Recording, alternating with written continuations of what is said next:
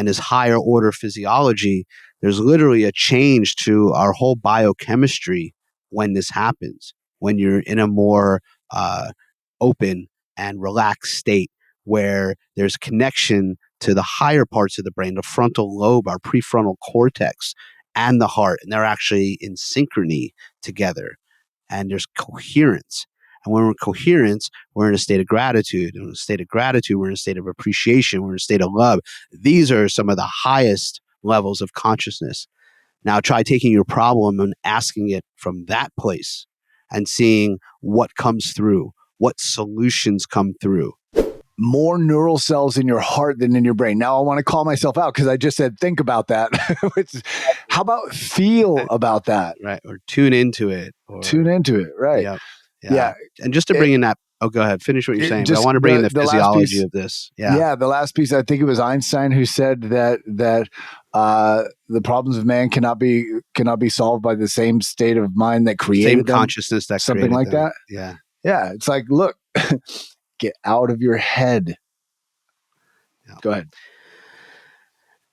This is a huge pitfall because I don't know about you men out there, but I know I can spin on things and replay things and just mull over things. This is where, again, that emotion gets stuck and I'll just get in this cycle. So this is what we say by, living in your head and trying to figure it out. If you ever find yourself trying to make a decision and you're making a pro and con list and whatever one has more on it, you're going to choose.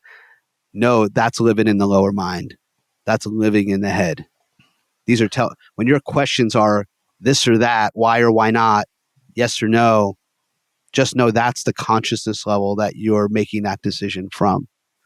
So you can assess where you are in your consciousness by the questions you're asking yourself.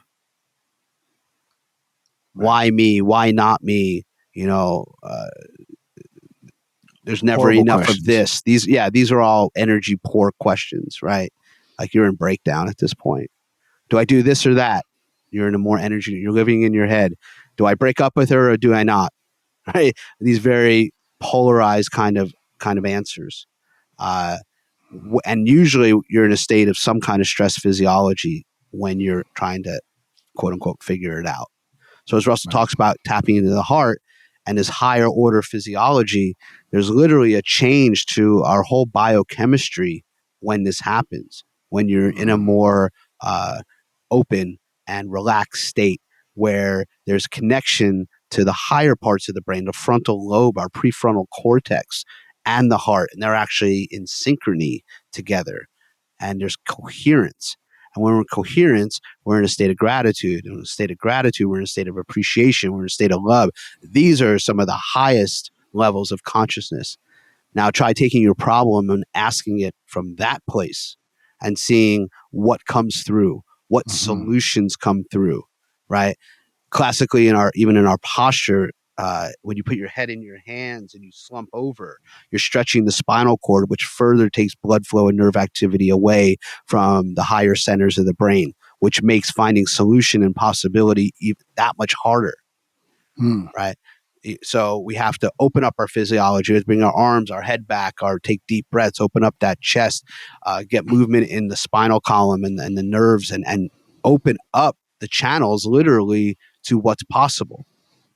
So slumped over, head down, closes off blood flow to the higher centers of the brain. Kind of like if you're hunched 40%. Over a phone or a computer all day. Yep. Pretty much every weird posture that the modern day person has, from sitting in their chair eating breakfast to sitting in their car in traffic to sitting on their phone to sitting on their computer to sitting in their car back in traffic to sitting at the table again for dinner to sitting on the couch. Maybe they'll lay down. Right. We are battling gravity, and as we say in men's work and in reality, gravity is fucking fierce and will pull you back down every time.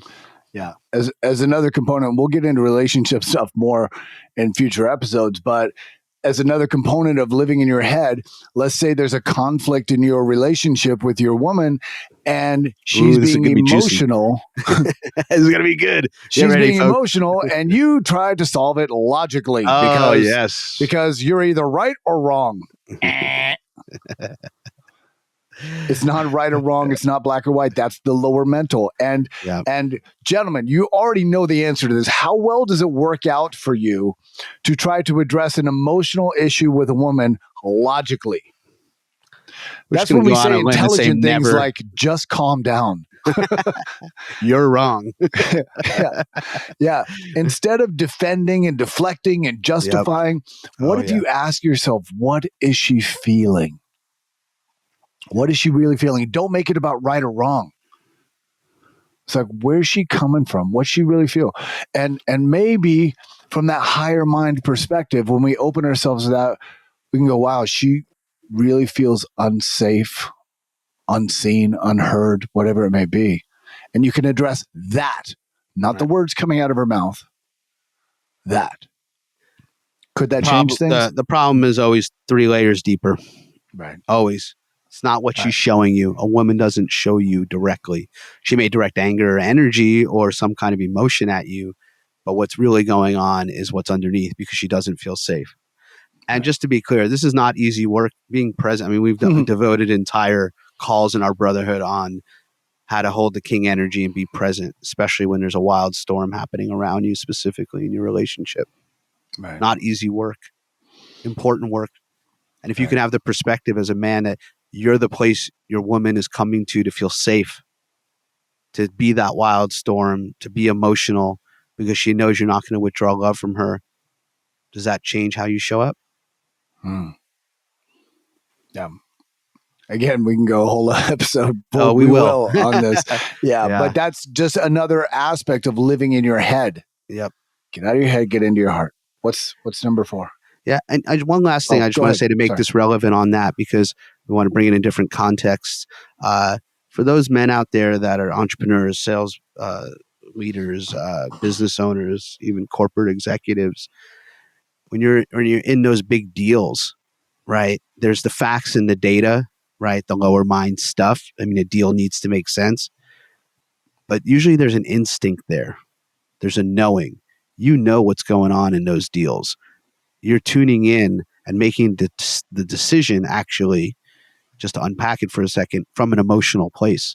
You are actually tuning in, is this what's right? There's what's on paper, and that needs to match. But you're tuning in, and we're asking, do the same thing in your relationship. It's not about the facts. And that takes connecting in the emotion, having an emotional intelligence and bandwidth. So I just want to add that in to make it relevant to more men that can relate to that in a different context. Yeah. Nice. Number 4, this is a fun one. And this might date us a little bit as well because it is a movie reference, but the Groundhog's Day. Living the same life over and over again.